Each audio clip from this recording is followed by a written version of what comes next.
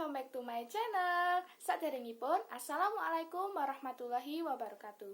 Kula teng mriki badhe ngaturaken pariwarna saking produk lotion petak saking Purbasari. Lotion niki cocok sangat kagem nom-noman ingkang gadah kulit sensitif. Lan produk niki ngandhut tabir surya supados terhindar saking cahaya UV. Kula sampun nyobi lan kasilipun maremaken sanget. Kangge para muslimah sampun kuatos amargi lotion niki kagem wudu boten lengket utawi pliket. Lotion niki kula sangat rekomendasikan untuk para uhdi ingkang bingung pados lotion.